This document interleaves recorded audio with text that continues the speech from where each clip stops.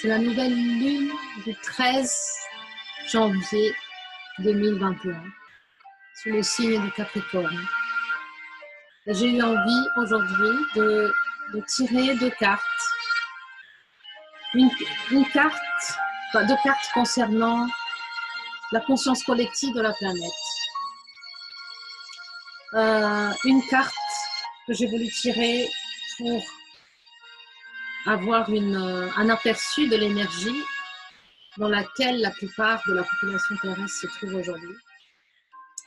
Et une carte que j'ai tirée en demandant conseil, en demandant quelles sont les énergies dans l'humanité entière, la conscience collective de la planète a besoin pour traverser la période actuelle. Et c'est assez époustouflant et j'ai envie de vous les montrer.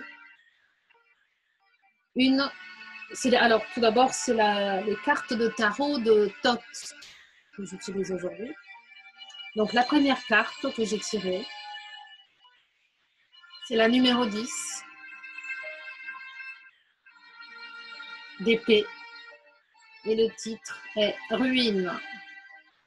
Alors, bien évidemment, cette carte sur fond rouge montre plein de choses, notamment un sentiment de violence, de rage, un sentiment de frustration, la peur, le sentiment de peur de la folie, la peur de la ruine sous tous les aspects, la ruine économique, la ruine financière, la ruine familiale, la ruine d'une situation, le manque de sentiment de sécurité. C'est comme sentir qu'on perd pied, quoi.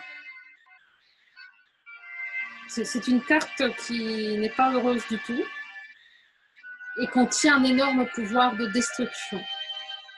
Pouvoir de destruction dû à une pensée négative constante, à des obsessions qui reviennent au quotidien, ou même ce qui peut rester encore de joie dans la vie du quotidien est complètement banni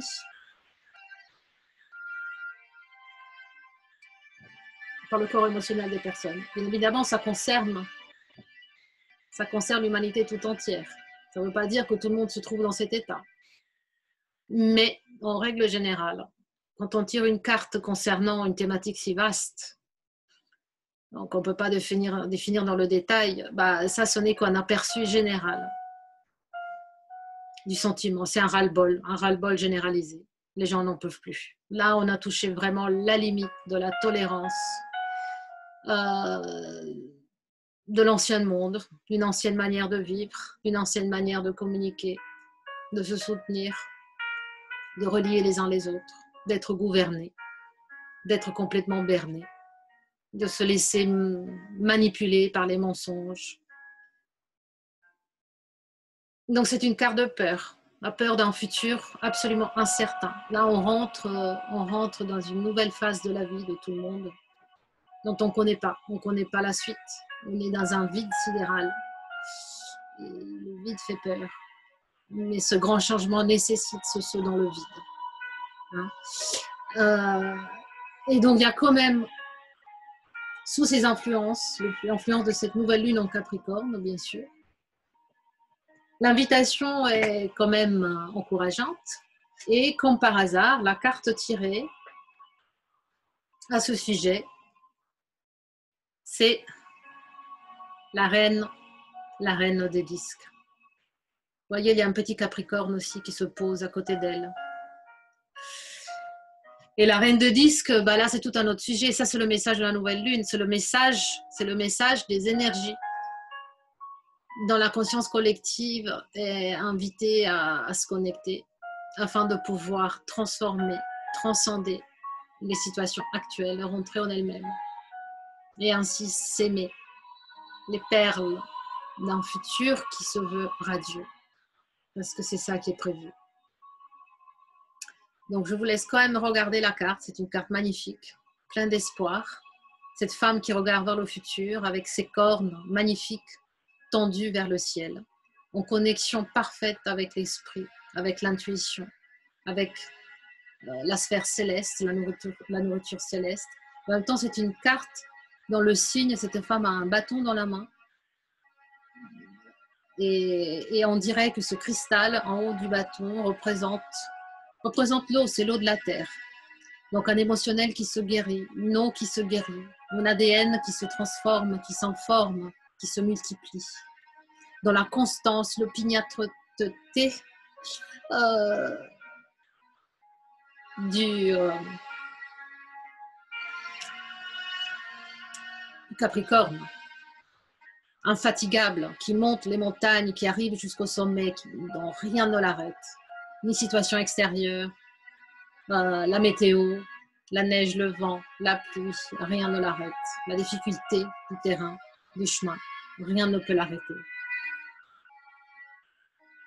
Cette reine s'allonge sur un ananas, porteur d'abondance, après une longue marche dans la traversée du désert, le désert de son âme, le désert de ce que la terre a laissé, en héritage de toute la maltraitance qu'elle a subie.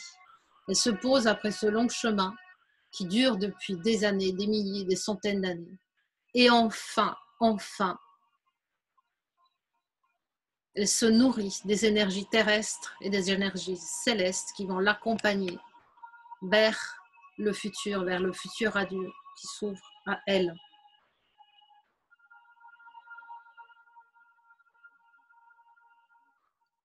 Ce grand globe qu'elle tient sur la terre, sous son bras, représente le renouveau de la terre. Il est doré. Et on peut remarquer aussi dans son dessin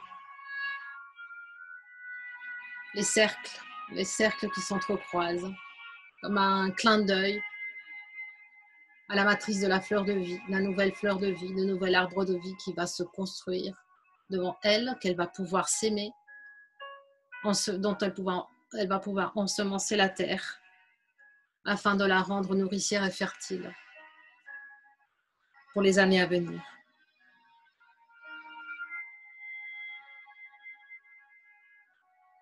Donc le temps et au repos, bien sûr, au fait de se ressourcer à nouveau auprès de la terre,